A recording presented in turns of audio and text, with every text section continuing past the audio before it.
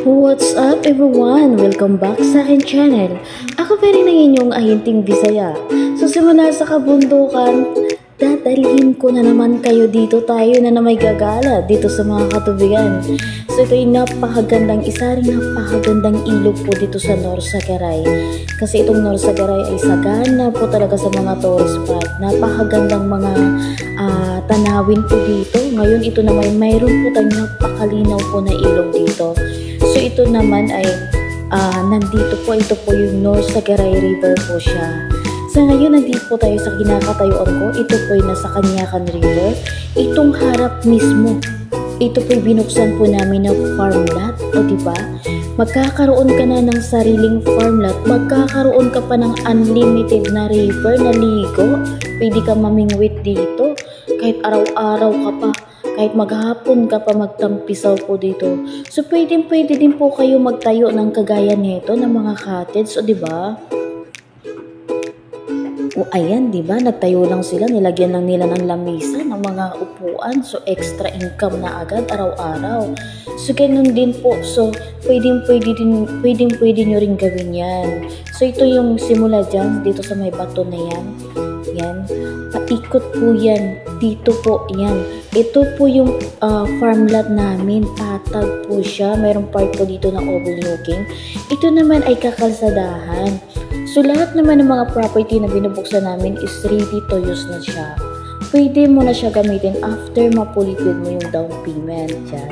O di ba, nagkita niya naman, nag-uumpisa na. So ito naman, ito yung pinaka-frontage. So simula sa river, magkakaroon po siya ng existing lot na 20 meters. Libre po yan. So pwede nyo po gamitin. Pwede po kayo magtayo ng sarili nyo rin na negosyo dyan. Pwede din po kayo maglagay ng cottage po dyan. O diba? Napakabongga naman. So yung pangalawa naman, yung pangalawang slot naman is magkakaroon din siya ng kalsada. So pwede ka maglagay ng resort, ng mga bakasyonan, ng yung mga kubo-kubo. Pwede ka magtayo dito kasi at kahit anong design naman ng bahay, pwede po dito. Wala pong restriction yung mga farm lot po namin. So yung pinaka-minimum cut na mga farm lot is nasa 500 square meter pataas po. Yan. So open cut po itong property namin. Nasa 3.6 hectares.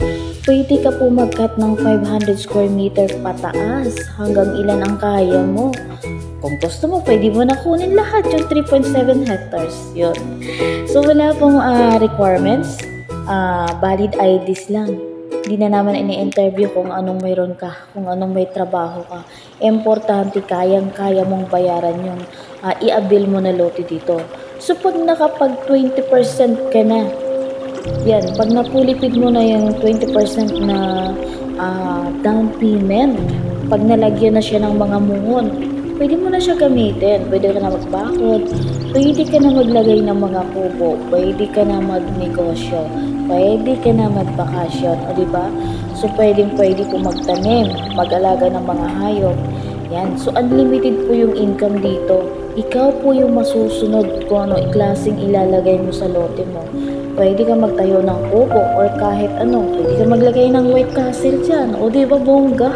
So, napakasarap naman na pagkaluti lang yung binili mo kasi kahit ano po pwede mo siyang gawin. So, ito yung pinaka-frontage ng lote namin. Yan. O, diba? So, kahit tumaas po yung ilog dyan, nakaangat po yung lote. Kahit tumaas po siya. So, itong Canyacan nga kahit pag tumaas, kumbaga, talagang patag po siya dito. Kaya talagang pupunta po dito sa mga gilid-gilid na to. Punta po dito sa aahon yung tubig. Itong lote naman namin sa kabila, kahit tumaas po yung tubig, hindi po siya aabutin. Maliban lang dito sa frontage yan. O diba? Kahit tumaas yan, kasi nakaangat po yung lote namin. Yan. So ito yung kagandahan.